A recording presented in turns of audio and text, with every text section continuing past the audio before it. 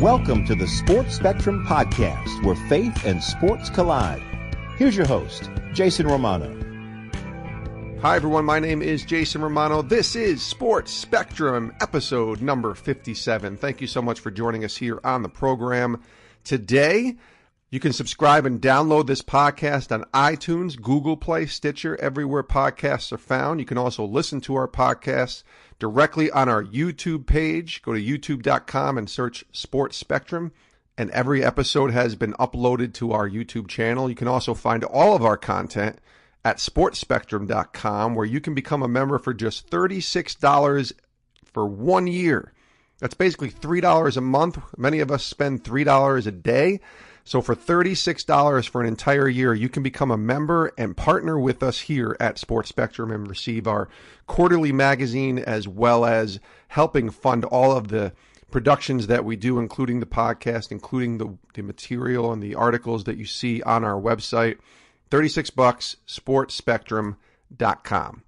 Today's guest, I think you're going to like this guy. He is from Wheaton College in Chicago, Illinois. He is the head wrestling coach there, and his name is Jim Gruenwald. Now, Coach Jim is a two-time member of the U.S. Olympic Greco-Roman wrestling team. So he's one of the best wrestlers of the last 20 years in this country. He competed in the 2000 Olympics in Sydney, Australia, the 2004 Olympics in Athens. But he's also a dad of 7 children, 6 daughters, my goodness, and a son, and married to Rachel, so he's a husband as well. But this is one of the interesting podcasts because we learn about Coach Jim's journey, certainly to faith and becoming, a wrestler, but also what it's like to be a coach and being a believer, and the parallels that sort of exist in both being a coach and being a dad and being, in many ways, a disciple of Christ. And we also talk to him about the motto that is, Jesus Christ is life, the rest is just wrestling. And that is a motto that Coach Jim has instilled and implemented into his team, into his program right now. And it's something that I'm really a big fan of, because how many of us are wrestling in our lives with our faith? Most of us, right? We go through things in life. And to think that wrestling can be a sort of metaphor for what it's like to be a believer in Jesus is pretty neat. And Coach Jim has done a wonderful job with that. So excited for you to hear his story. Without further ado, let's get right to the interview. Wheaton College. He is the wrestling coach there. His name is Coach Jim Gruenwald. Enjoy this interview. Coach Jim, welcome to the Sports Spectrum Podcast. How are you? I'm doing well, Jason. Yourself? I'm doing great. It is awesome to talk to you. Great to have you on the program today. And you're the first, I think, wrestling coach that we've had on this podcast and talk to. So this is going to be a treat to talk to you and hear about your story. But I want to start with a motto. So I was watching one of your videos, and one of the times that you shared and sort of speaking, I think it was to the Wheaton College congregation or somewhere in like a church setting. And you said, Jesus Christ is life, the rest is just wrestling. So I want to start with that and just have you explain that motto and where that came from. So the history of it starts with Tony Salingo, who is a friend of mine out in Colorado Springs when I was an athlete at the Olympic Training Center. He was at a wrestling tournament, and he saw someone with a T-shirt that said wrestling is life. And his first response was, because he loves wrestling, oh, that's really cool. But then as he thought about it more, he's like, you know what? Wrestling isn't life. Jesus Christ is life. The rest is just wrestling. And then boom, he had that light bulb moment where this would make a great T-shirt. And so he put the T-shirt up with John 14:6, where Christ says, I am the way, the truth, and the life. And then I got a hold of it because I was friends with Tony. And when I moved away from Colorado Springs, I thought, you know what? Now that I'm taking over Wheaton College's program, I want to bring something to wrestling tournament. So even if the guys aren't, proclaiming the gospel while we're at a wrestling tournament, everybody looks at a T-shirt. And so why not have something that's going to proclaim the gospel so guys can be a billboard for Christ at the very least? And so I took the whole idea of Jesus Christ as life, and then I changed it a little bit with the sense that I didn't want to use John 14:6, although that's a great verse. I wanted something that had a little bit more wrestling a flavor to it. And so I searched scriptures and came across Philippians 1:21 that says that for me to live is Christ and to die is gain. And so the whole idea that Jesus Christ is life, and then the rest is just wrestling comes with the verses right after Philippians 1:21, where Paul is wrestling with his desire to be in heaven with Christ and God, and yet knowing that he had this greater need that far surpassed his want. He had a great want, but the need to mentor the Philippian believers in the surrounding churches was greater. And so you see this kind of agony that he has of wanting to be in heaven. So he's wrestling with this. And so I took that as our verse at Wheaton College, that Jesus Christ is life and the rest is just wrestling. So that's the history of it. And now the meaning of it, I think, is even more important. And as I expressed, I think what you probably saw was the Wheaton College Sports Chapel that I did last March. Yes. And so just a brief explanation of that is there's kind of three parts to Jesus Christ is life. The rest is just wrestling. The first part is that we're wrestling with our sin nature. A lot of people see the wrestling and they think it has to do with the wrestling that we do on the mat. And I suppose that's part of it on some level. But to me, I wanted to communicate something a little bit more, a little bit more spiritual. I wanted to mean something more than just the physical sport of wrestling. And so we talk about wrestling with our sin nature. That's that evil inside of us that wants to lie, cheat, steal, objectify, bully, hurt others around us, to tear other people down and build ourselves up, rather than what we're supposed to do from a biblical standpoint is to think less of ourselves and to build those around us up.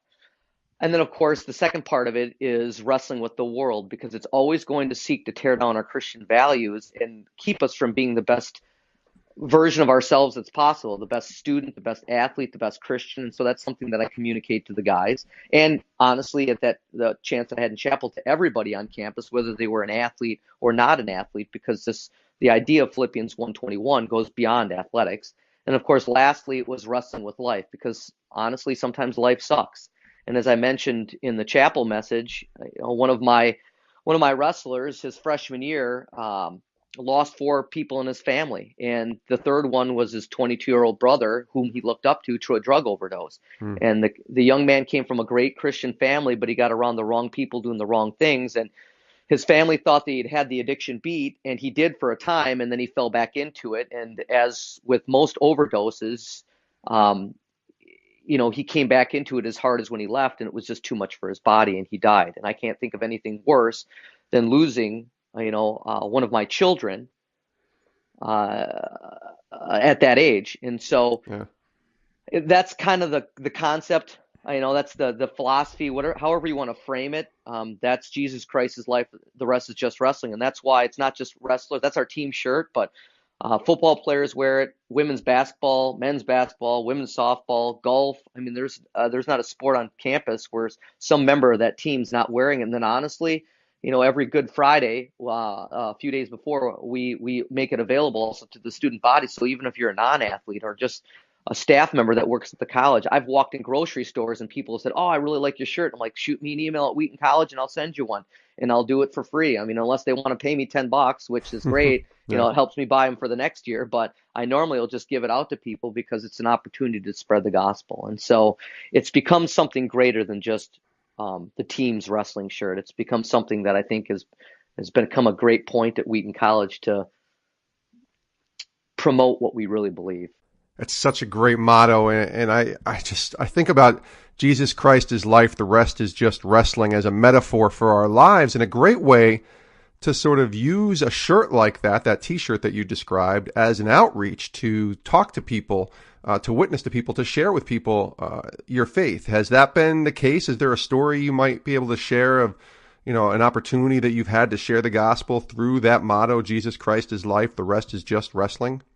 Yeah, I mean, I'll give you an example. One of my guys was wearing it at a gym back home, and someone came up to him and said, "Wow, that's kind of bold." And he said, "Yeah, it is, and here's what it means." And so had an opportunity. And the other thing is not only is it to be a witness to other people, but it's also to help us as Christians to stay grounded.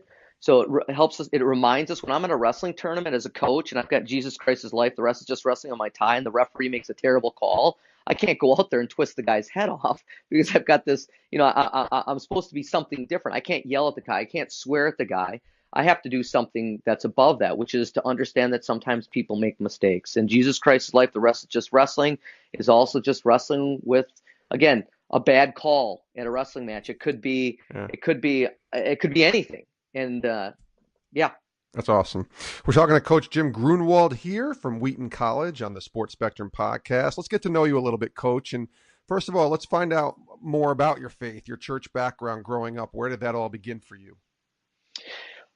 So yeah, my mom was Catholic. My dad was Missouri Synod Lutheran, and when I was 7 years old, they got divorced. I'm not going to get into all the details, but my dad drank. My mom didn't want to deal with it. My dad's been dry now for 17 years, which is awesome, but it caused a rift in our family. Yep. And so I think at best, when I was a kid, we would what you call Easter and Christmas Christians, which is to say we went to church occasionally, but weren't really practicing believers.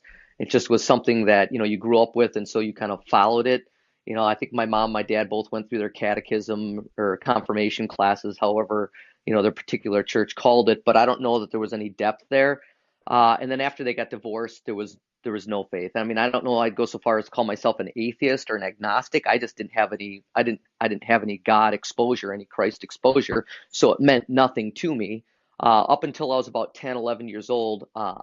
My mom worked at a print shop, and a pastor that went to a Baptist church was kind of moonlighting there because the church wasn't big enough to support him, and he invited us to church. And after attending for a while, there was an evangelist that came through and kind of walked through the Romans road, and my mom saw that I was struggling with some of that, and she told me to go up and talk with him. So I went up and talked with him, and he walked me through what it meant to be a sinner, the consequences of that sin, and then of course how Christ paid for it all. And so I accepted Christ then and there, and then struggled with it. I don't know, initially I was on fire, but then when I got to high school, I struggled with, did I say the right thing? Did I do the right thing? Did I pray the right thing? And I went back through those verses and came out of it not thinking it's true anymore, not believing it's true anymore, but knowing that it's true. And that's a necessary to this a distinction that I make. And sometimes it shocks people initially to say that I don't think something's true or I don't believe something's true. But then I follow it up with, I know this is true. I know that there's a God. I know that Christ died on the cross for me, and I know the penalty of my sin and that he paid for it. And I know that I'm free from that. And that even though sin is crouching at the door, as God told Cain right before he killed Abel, I can have rule over it. And that goes back to, again, Jesus Christ's life. The rest is just wrestling. I can wrestle my sin and I can defeat it. I can have rule over it, just as God's promised in his word. Now, you ended up becoming one of the top wrestlers in the country in the late 1990s and culminating with a trip to Sydney, Australia. You're competing in the 2000 Olympics. Take us sort of back before the Olympics and everything that leads up to that moment and where wrestling fit into your life growing up. So wrestling has been an awesome part of my life. I'm not one of those typical people who started when I was like 5 years old and then, kind of jumped into junior high and then went into high school and then college. I dabbled with it when I was 11 years old in sixth grade. I wrestled one match after a 6-week clinic. I lost it. I remember 3-2. It stuck with me my entire life. But there was something about it that I found, and this is going to sound a little bit odd, but it was peaceful. It helped me. I think it helped me. It was an outlet for some of the rage I think that I felt as a kid. When your dad's not around and your mom's not around because she's working 60, 80 hours a week. You've got a younger brother who's about the same size, and we fought a lot. So it gave me an outlet for a lot of that aggression that I had and the rage that I felt going through all this. And then I started getting a little bit more serious in seventh grade. By eighth grade, I was all in. I was starting to do the regular wrestling, the freestyle over the summer. And then when I got to college or in the high school, then it was folk style wrestling. And then over the summer, it was both freestyle and Greco. And that carried me all the way to getting accepted at the Olympic Training Center. And then, of course, as you mentioned, some of the success that I had in the late 90s and then through the early parts of 2000. So wrestling was great because it brought my family back together. My dad became a big factor of my life. And as much as my dad maybe wasn't necessarily a mentor to me as what it meant to be a husband and father, my dad was a rock star when it came to being a sports parent. All he ever did is said, sons, I just want you to go out there and do your best. And that was it. And so every time we walked off the mat, win or lose, my dad was there with a hug. And he would say, I'm proud of you. And that's all I ever heard from a career that lasted from 11 years old all the way to nearly 38 years old. All I ever heard from my dad was, son, I'm proud of you. He wasn't one of those out of control sports parents. And that's the neat thing about wrestling is it brought our family back together. My parents didn't get remarried, but my dad became a big part of our lives again. He drove us to almost every single tournament, every weekend over the summer. He rearranged his work schedule. It was awesome, having him be a part of my life again as he wanted to do what he could to build our wrestling career. So we get to, I think, as far as the later parts of my career, it's best to start at 1998 because that's 97, 98 is when I kind of got into the top 2 in the country and stayed there consistently for the next 7, 8 years.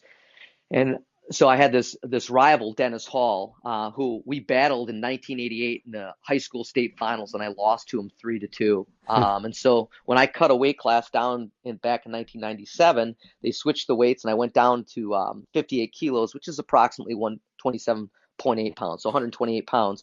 Dennis and I met in the finals of the national tournament, and I blew the match. I was up 3-1 with maybe 30 seconds left, and I got called for passivity going out of bounds with 12 seconds left.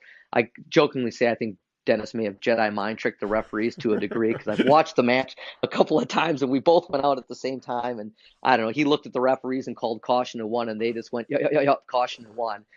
And then I was afraid that I was going to get called again, so I charged him a little too aggressively, and he launched me, and he threw me for 3 points right at the end of the match. And so I ended up losing 5-3 with just seconds on the clock. And that, between high school, that started an 11-year streak of me losing to Dennis Hall. It was awful, but it was also, a great lesson in perseverance, and that's another story altogether. So Dennis beats me in the 97 finals, and then he beats me in the trials in 2 matches, and then in 98 he beats me in the national finals, and then in the trials he beats me in the first match, and then I beat him in the second match. I beat him for the first time in my life in 1998. So I lost to him 88 all the way to 98, and then I finally beat him that one time in 1998. And everybody told me, hey, once you beat him this first time, you've got his number, it'll change everything. So I'm like, yes, I beat him. This is awesome. And then the very next match, he crushes me. He beats me 10-0. He beat me worse than he'd ever beaten me ever before. It was other than maybe high school,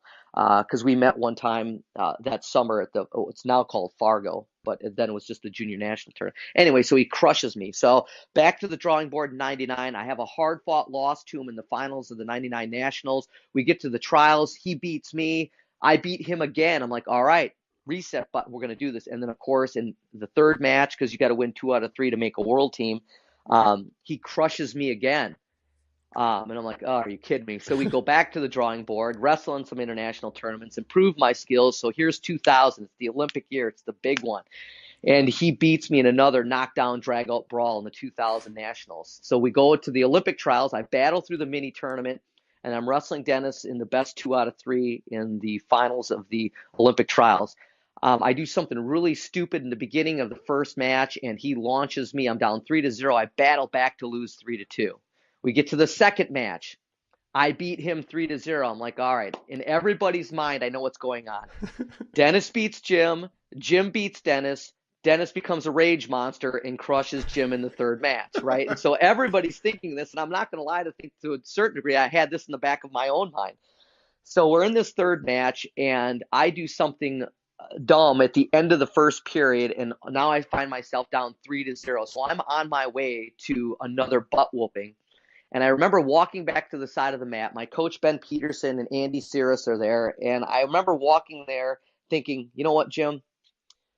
God, I'm done. I've been trying to do this on my own, and obviously I keep failing. I'm just going to go out and wrestle. I'm going to unshackle myself from winning and losing. And if you want me to make this Olympic team, I'll make it. But I'm just going to go out there and wrestle my best for you, and whatever happens, happens. And I went back out in that second period and scored 8 unanswered points and beat them twice in a row for the first time ever in my life to make that first Olympic team. And okay, so that's awesome. The Olympic journey. That's the Olympic journey. That's awesome. That's such a great story. And that is just, I can sense it when you tell it, the joy that's there in just understanding. And the key moment being when you say, you know what, I can't do this on my own. It's sort of the Carrie Underwood song, right? Jesus, take the wheel. That's what it is. Yep. It was like literally giving this all over to Christ.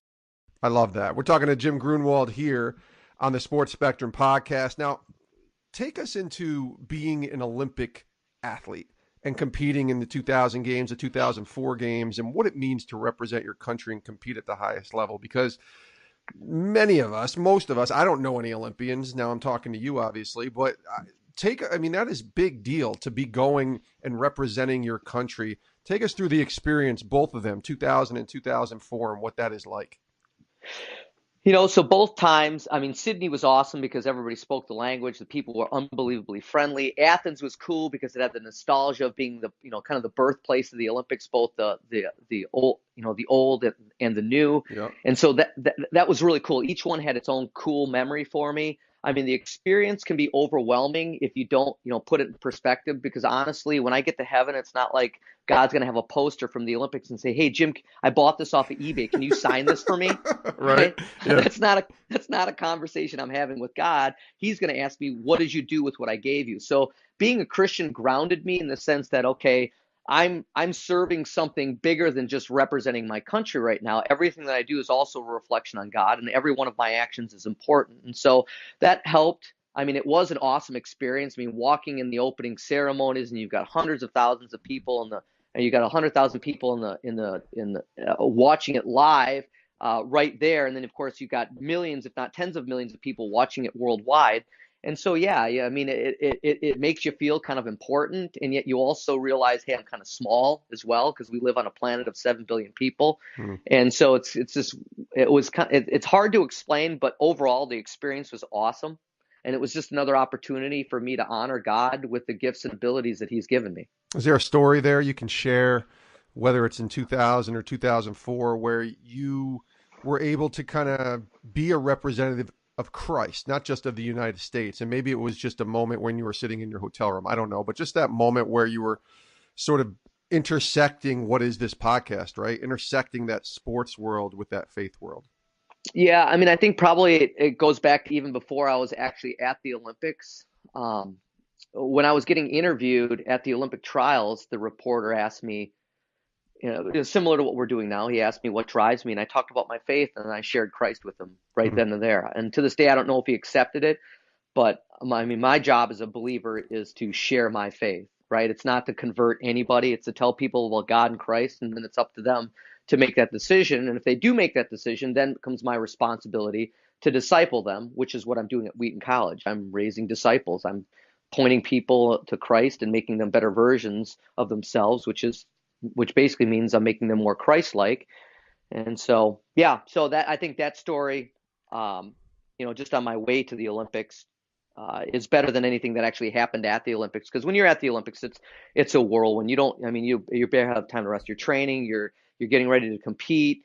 You're jumping into buses. You're going through getting gear. It's just, it's a whirlwind where you really don't feel like you can take a breath until after you get back home and you're like, okay, my life is going back to being a little bit more normal. But that moment when you're being interviewed, was that planned or was that spontaneous? Because you hear a lot of post-game interviews and, sort of some of the mainstream sports with football and baseball, and you hear a lot of thank you, God, or I just thank God for this opportunity, or I'm blessed. But to go deeper than that, to share the gospel is a bigger deal. So for you, was that a moment where you were intentional about that and recognizing, okay, if this happens, I'm going to do this? Or was it literally just the Spirit leading you? No, it was spontaneous. I don't remember coming into with any agenda. I didn't even think I was going to get interviewed. Who was I? Dennis Hall was the returning world champ and Olympic silver medalist. I'm just some guy who's trying to threaten his position. So no, it wasn't anything that was planned. But with that being said, I've always grown up, at least after I became a Christian, one of my pastors always told me, you got to be ready to preach, pray, or die. And so even though it may not have been something that I necessarily wrote down as an agenda item, if I get interviewed, I will witness to the report, to the person interviewing me. But it's something that in the back, that should be kind of in the forefront of our mind anyway, that we should have these opportunities in life, that the gospel should be in the forefront of our mind. If we see someone who might be able to benefit from someone, which is anybody who doesn't know Christ, then we should be willing to talk about it immediately. And now you're coaching at Wheaton College, a Christian college, and you get to coach and disciple these young people. What are the parallels of being a believer in Christ and being a coach as you teach and work with young people? Well, I did this FCA NWCA Leadership Academy, and I've done this for I think the last 3 or 4 summers. And one of the things that they told us that only 5% of the coaches in this country coach from a Christian worldview. Hmm. And you can take, and a lot of coaches, of course, we participate in sports and you hear all the same things. It creates individual discipline and it creates teamwork and it creates toughness and it creates dot, dot, dot. But none of those have a moral component to them. And that's a problem because when you talk about toughness and discipline and all these other qualities that a lot of times you associate with sports, well, that's no different than creating a gang or a terrorist, right? Hmm. Tell me that the terrorists of 9/11 weren't tough. Tell me that they weren't disciplined. Tell Right. me that they didn't exercise teamwork, because they did. But where was the moral component? Where was the compassion? Where was the love? Where was to say, hey, I don't think it's right for me to hurt these other people. And so as I coach, I make sure that I teach both the physical and the moral elements that I think is going to make that best athlete. It's really good. Now, I think of it from a coaching standpoint, and now I'm also a dad. You're a dad of 7, by the way, 6 daughters, which we could spend a whole podcast on just being a dad of 6 daughters. I have 1 daughter, so I can't imagine that, but you also have a son. Yep. And a lot of parents have a difficult time balancing the sports and faith world. We have parents in our church here in Connecticut who are all in at church except when it's lacrosse season or football season, and then they're gone for 6 to 8 weeks. So I'm just curious from a coaching perspective and also a dad perspective, what are your thoughts on balancing that sports world and faith world? Okay, so I'm going to say something maybe a little bit controversial here. Balance is stupid. Um, we don't want a balanced life, because the implication here, and a lot of times the world will use that balance, and so they'll think of it even just getting to heaven. Well, if my good is a little bit better than my evil, I'm going to be able to get to heaven. And so I don't necessarily, and I understand what people say when they balance, but I just don't like adopting terminology that can be hijacked and misused. And so I tell people all the time, I tell my guys all the time, don't live a balanced life, live an all-in life. Hmm. In other words, when I'm at practice, I can't be thinking about my wife and my kids, because if I'm thinking about my wife and my kids when I'm supposed to be developing these young men, I'm not doing the job that God has put me there to do. And the same thing, when I come home, I can't be thinking about my athletes. I've got to be thinking about my wife and kids. When I'm with my wife, I can't be thinking about my kids. So I've learned to be all in wherever I am, with, of course, the caveat that I'm always all in with God. In other words, He's got to be first. He's the priority. If He's the priority, then I'm going to do, and I'm going to be all in the right way with my wife, with my kids, at my place of employment, with my guys as I'm mentoring them. So again, I get the idea of balance, but I just think it's a dangerous way to frame something when we need to be all in. If I'm wrestling a match with one of my guys and I'm thinking about, being with my wife, that's not a good situation, right? It's ridiculous. And the same thing, if I'm with my wife and we're supposed to be having a date night and I'm thinking about how my guys wrestle, that's going to be awful for my marriage. And so again, I've learned just to be all in where I am. I think that's a biblical response to the world's idea of a balanced lifestyle. I don't want a balanced lifestyle. I want to be 100% where I'm supposed to be every moment. So what do you do if your kid wants to play softball and their games are Sunday morning? What do you do there? Well, I mean, what's the priority again? Hmm. I mean, I'm not going to lie. There's times that I had to wrestle on a Sunday to make World and Olympic teams, but for me, biblically, we're supposed to work for 6 and rest for 1, and on that rest, we're supposed to honor God. So, Yeah. there are people who will go to church on a Saturday night instead of a Sunday morning. I get that, but the idea is that you still need to put God first. And so, and I think God understands as well that, again, He made the pattern.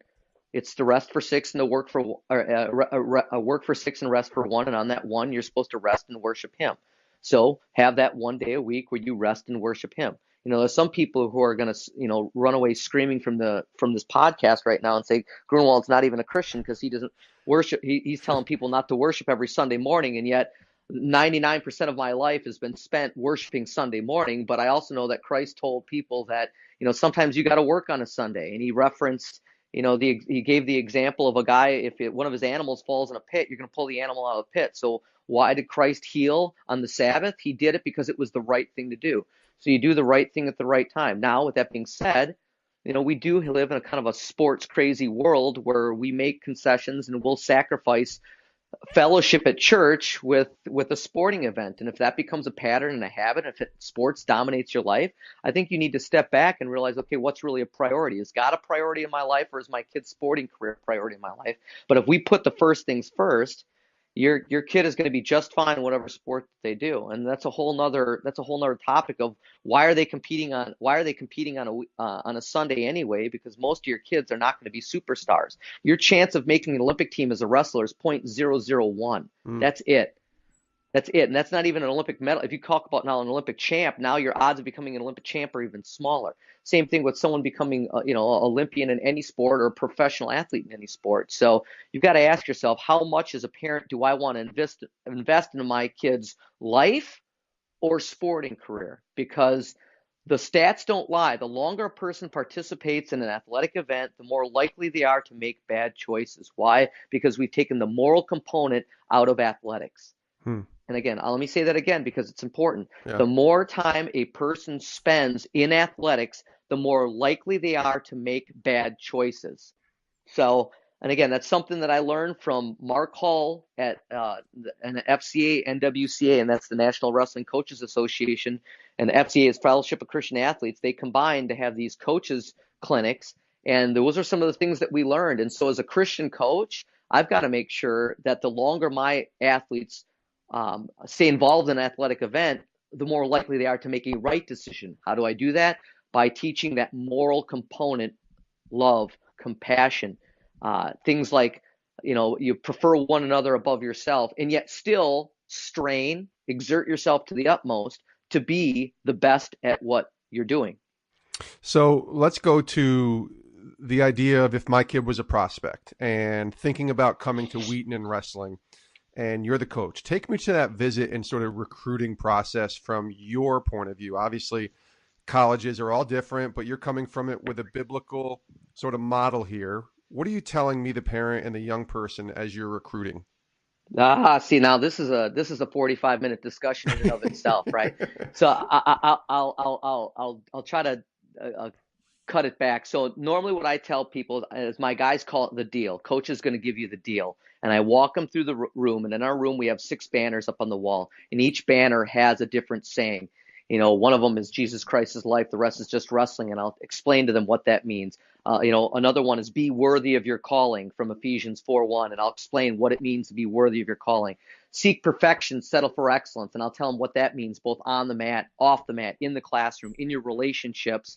It could be mom telling you to take out the trash. You do it right away and without complaining. Why? Because that's seeking perfection, settling for excellence. It's about relationships, as I mentioned. I tell them, I'll pull off my ring and say, until you're man enough to put one of these on a young lady's finger, you keep your hands off of her. And then when you make that commitment between to God and man that you're going to spend the rest of your life, and you put that ring on her finger and she puts one on yours, then you don't ever keep your hands off of her. And that's probably why I got 7 kids,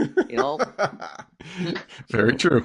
Right? My wife can't keep her hands off of me. And it might be a little bit of me, but it's just there. And so I'll walk them through that process. And so the deal to the kid is, I can't make you a great wrestler. Any coach who tells you that is lying to you, but I can make you a better wrestler, and I can make you a better student, and I can make you a better a believer. And so my deal to you is you're going to go through this program, and this is the short version of it. You're going to go through this program, and you're going to go from being fully dependent on mom and dad, because you are. Without your mom and dad, at best you're homeless, at worst you're dead, and you need to accept that. Yes. Right? And a lot of 18-year-old knuckleheads aren't willing to accept that, but it's just the reality. It's the truth.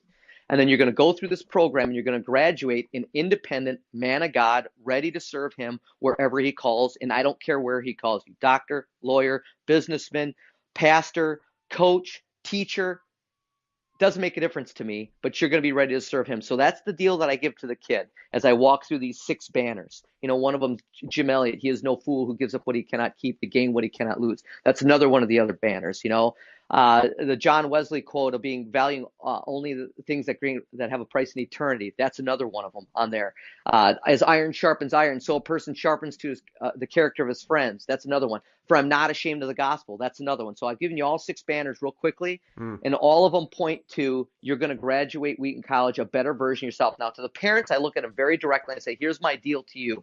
You will recognize your son after 4 years at Wheaton College. Heck, you'll recognize your son after one, because the terrifying thing as a parent today is I can do everything right for 18, 20 years. My kid goes off to some secular university and gets around the wrong people doing the wrong things, and I don't recognize them in the 5 months, 6 months, 9 months that they're at college. And that's why more and more young men are flaming out of college, or even not even going to college, because of drugs, sex, alcohol, video games, pornography. That's all things that are distracting young men. So I look at the parents and I know it resonates with them, and I tell them, you will be proud of your son when he graduates from Wheaton College. You will recognize your son when he graduates from Wheaton College, because as much as we'd like to think that the first 5 years are the formative years, it's the years in college between 18 and 22 and who they surround themselves with will determine more who they're going to be for the rest of their life than those first 18 or 19 that mom and dad puts into them. And again, that's terrifying to me as a parent. I've seen it go bad, and that's the last thing I want for any Christian athlete, is to walk away from the faith because they got bombarded at a secular institution and they had no spiritual food to grow. And so at Wheaton College, I give them what they need to grow again as an athlete, student, and Christian. It's really good. Now, I got to be honest with you, Jim. I didn't know much about you until a listener to this podcast reached out, and he recommended you as a guest. And we ask all of our listeners to always reach out and suggest any guests or people that we should have on the podcast. And so Scott Ferguson came to me, and his son is a wrestler under you at Wheaton, and told me to make sure I had you on, that you'd be a great guest. But he also wanted me to make sure that I asked you to share a story of your assistant coach, Dan Olson, and how he came to be on your staff. Can you share that story? Oh, yeah, that's a great story. So first of all, I'm going to ask you a question. Take a guess 7 years ago where Dan Olson was. College, maybe? Wrestling? I don't know. He was walking out of prison. Oh, wow. And so here's the Dan Olson story. In high school, comes from a solid Christian family. Dad's a firefighter. Mom works. Just a wholesome family. I mean, I bet their parents have been around him. Brother graduated from MSOE, so he's a super genius. Sister's a really nice young lady. Just a great family, right? Well, Dan got around the wrong people doing the wrong things in high school, and so he started experimenting with alcohol and pot, and then it kind of got into ecstasy, and then he started dabbling into heroin and cocaine, and so he kept on walking this road deeper and deeper into drugs. And so by his senior year, he described himself as a skinny little crack addict. He's a coach you wouldn't even recognize. I mean, if you look at him today, he honestly looks more like Thor than Chris Helmsworth does. I mean, he's 210 pounds and he looks like a Greek god. He's got the long blonde hair. The only thing he really lacks is Mjolnir. I mean, you put a hammer in the guy's hand and you're like, you know what, Chris Helmsworth, step aside. You got someone who fits the bill a little bit better. So it's crazy looking at him now to think back in high school, he was a drug addict. And so, his parents are mortgaging their house, to keep him out of jail. He's in and out of halfway houses, in and out of drug rehab, doing dumb things. And it culminated his freshman year in college when he's at a junior college, Harper College, where, because they were breaking and entering. They were, he was on probation. He was stealing stuff to pay for his drugs because obviously his parents aren't going to fund the habit. And so he's got all these awful things going on. He's putting his parents through this hell. And so it all came down to he gets into a fight with one of his drug buddies when he's on probation and he's high. And so he gets arrested and charged with felony assault and, a possession of a illegal substance. And so while he's at jail, he called up his parents and said, probably made one of the most mature decisions of his life, whether he knows it or not, outside of accepting Christ, is don't help me. He told his parents, don't help me this time. I'm going to keep doing it. Let me go through the consequences. So you want to talk about, I don't know if that was a God-inspired thought or whatever it is. I don't know how much he's thought about it. I've heard his testimony. It's raw. It's powerful. But anyway, so he goes to prison and gets around some followers of Christ. Of all places, it's in a prison. And he opened up the Bible and he got a relationship with Christ. And while he was in prison, he actually wrote a letter to another Christian college, my alma mater, actually, Maranatha, and said, hey, when I get out of prison, I would like to come and go to Maranatha and wrestle for your team. And they kind of wrote him a Dear John letter and said, hey, why don't we just wait and see how things go for about a year to determine whether or not you'd be a good fit for Maranatha, which to me is just awful. It's my alma mater, but I mean, that's not how you respond to someone in prison who's saying they're a Christian, they've got their life changed and they want to change it. Why not put them in an environment? So there's a perfect example of what an institutional worrying more about its reputation than doing what Christ commanded, which is to disciple people. But anyway, that aside, so Dan gets out of prison and his dad contacts me, and I ran a local wrestling club. And I was just teaching freestyle and Greco to kids on a very low key level. I just wanted kids to enjoy the sport of wrestling. And his dad says, "Hey, can my son be a part of your club?" I'm like, "Yeah, sure," thinking that it's going to be another high schooler or junior high kid. And they say he's 20 years old. I'm like, "Whoa, all right, this is more dynamic, right?" And so I'm saying, why not? He can wrestle with some of the high schoolers. He doesn't have great high school stats. Not like colleges are beating down his door to have him be a part. He was like a one-time Illinois State qualifier. So I'm like, yeah, let's see what he's got. It's just going to be another kid. So he comes into the club. He wrestles with it for a year, or at least that summer. The next summer, he's about halfway through what we're doing. He's like, is it possible for me to come to Wheaton College? And I'm like, yeah, sure. What are your grades? And so we talked about his grades, and he said, I've got some baggage. And I'm like, well, what's your baggage? And he told me about his history. And I was like, well, have you repented? And he said, yeah, I have. I'm like, do you want to surround yourself with the right people doing the right things? He's like, yes, I do. And so, he's working as a waiter at a restaurant, and I had him and his dad come on campus and kind of do a recruit visit. And I could see in their eyes, this desperation of wanting him, Dan, in this environment. And I came away from that. I'm like, you know what? I'm going to admissions right now. And I talked with admissions. I'm like, if you give me nobody else this year, nobody, this kid has got to come to Wheaton College. Here's his backstory. This is the deal. I want him at Wheaton College. I'll do anything. I'll do what I have to because I saw it in their eyes. This is where he needs to be. Wow. And the college admitted him, right? The college admitted him, which was so cool. And then on top of all that, then I find out about the Colson scholarship at Wheaton College. So he ends up getting his next 3 years. He went to Wheaton for a year, and he got the next 3 years after he applied for the Colson scholarship, based off of Chuck Colson and his prison ministries because of everything that he went through. So Dan ended up getting a scholarship, because he went to prison and he's changing his life. He ended up getting a scholarship to pay for his education that was based solely on his poor choices early on and the fact that he chose not to follow that same road. So now you have Dan Olson at Wheaton College, and I didn't expect a whole lot. I mean, he looked good now. He spent some time in prison, and he was working out, so he'd actually filled out and looked a little bit more Thorish. And so he comes to Wheaton College, and he was going to be my backup 184-pounder. I had a guy that had transferred in from a D1 school. He was going to be my number one guy. Dan, was not a world beater in high school. And so I thought, okay, he's going to work in the room. He's going to grow, and we'll see where he fits into the lineup in a couple of years, but was not expecting a whole lot out of him. Well, my 184-pounder that was a D1 transfer ended up not wanting to be 184 anymore. And he ended up bumping up to heavyweight. And Dan filled in the spot and became a warrior. He was all in. When he stepped on the wrestling match, he was not the most technical person, but you're not going to come across too many people who are tougher and willing to fight out on the mat. And he ends up, of all things, only spending 5 months in a college room. 2 years ago, before that, he was in prison, walking out. He spent a couple of months with me at a wrestling club. The guy becomes an All-American. Wow. Ends up taking 7th at the Nationals that year. And you're like, oh, this is so cool. What a great story. And then the next year, we've got a really tough region. We had the number 1, 2, and 5 ranked guys in the country at our region. Dan took 4th in the region and wasn't able to go to the national tournament. And then the next year he did go again and ended up taking 3rd in the country. So you've got this guy who, is a convict, a felon who now goes to a Christian college, surrounds himself with the right people doing the right things, and he becomes a 2-time All-American. Then he goes to the University Nationals, takes 2nd there. The number 1 guy doesn't want to go, so he represents the U.S. at the University Olympic Games, which is really cool.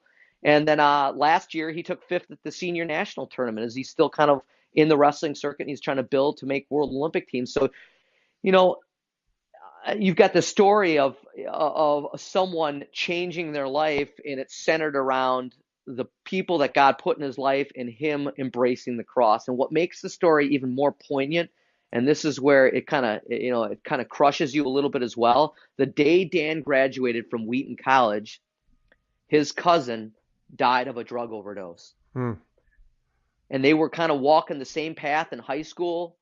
And then Dan split off and went to Wheaton College, and he made that definite choice to turn his life around and not do the same old, because it got him into the same old problems. And his cousin stayed in a very similar situation. His cousin had beat it for a while and then fell back into it and not intentionally, but accidentally OD'd. And I thought, wow, what an exclamation point on the life of Dan Olson as you see him making a choice coming out of prison that put him at a Christian college and ended up him being a two-time NCAA All-American and now placing fifth at the senior nationals, and then his cousin dies.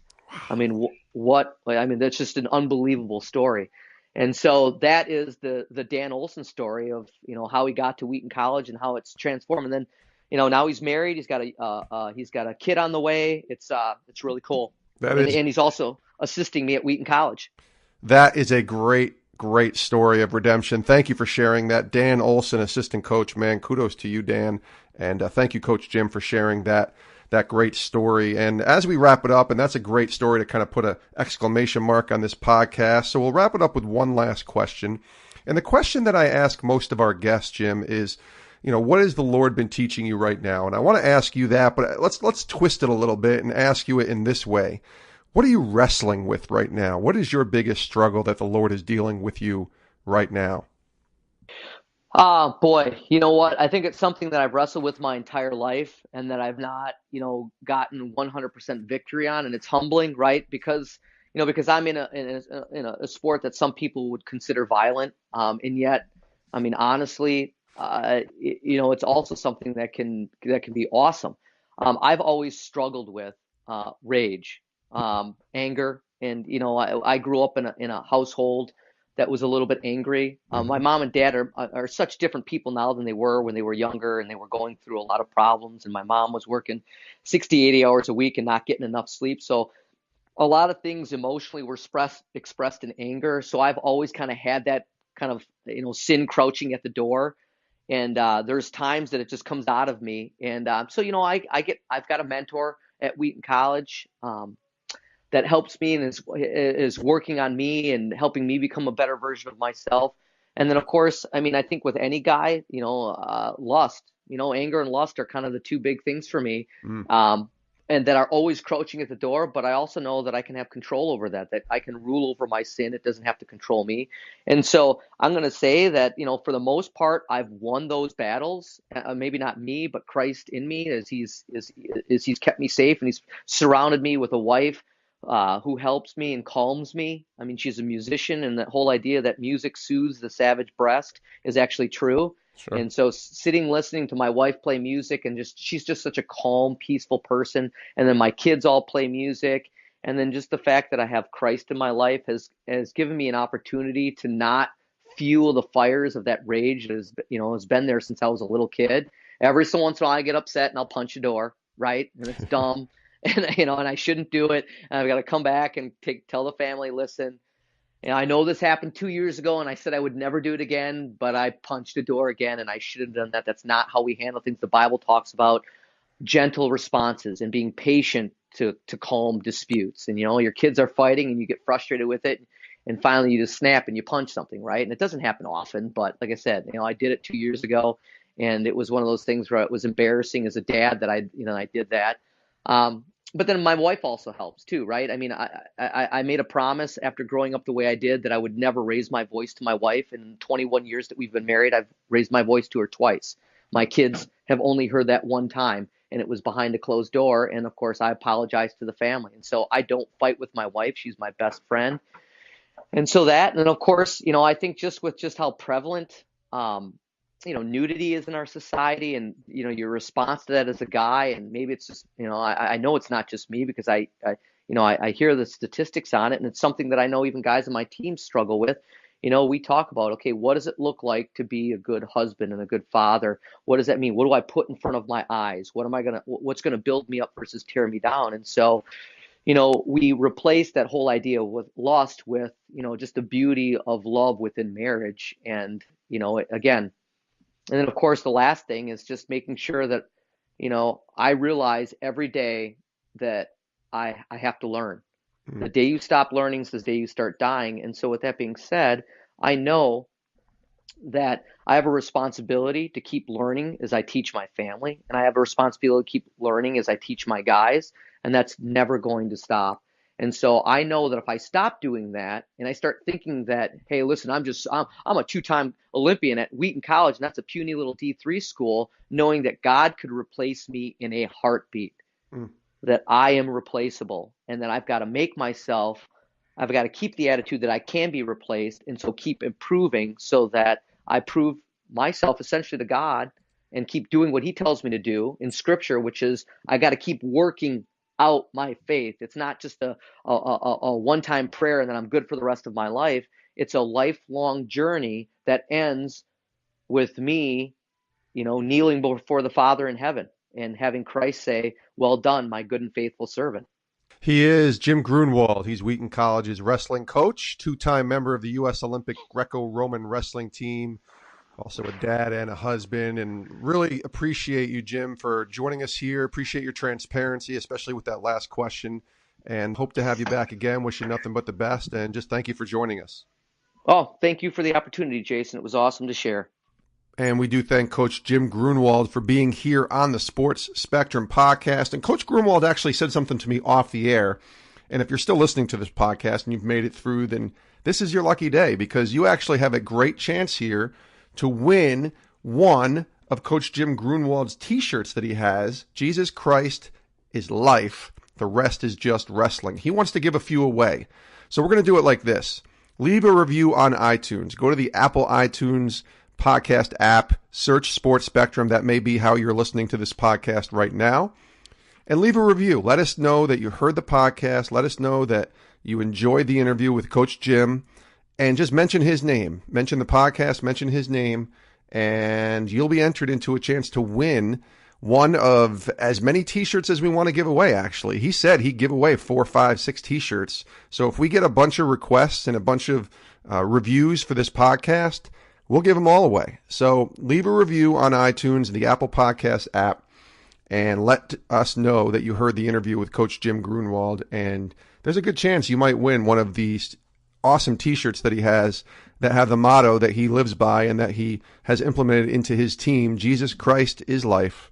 The rest is just wrestling. We do thank you for joining us here on the podcast. As always, you can reach us on Twitter at sports_spectrum. You can reach me on Twitter at Jason Romano, and you can email me, jason@sportspectrum.com, jason@sportspectrum.com. Let us know any feedback you have on our podcast, any guest ideas. We love to hear those guest ideas. This podcast with Coach Jim came from a listener who emailed me and suggested that we have him on the show. So that's what all you have to do is let us know, because we don't know everybody in the world who is intersecting the sports and faith dynamic, but you do. You might know somebody. Whether it's a small level or a very giant, large level, you might know someone. So email me, suggest a guest. We'd love to hear your feedback and consider having that person on the podcast.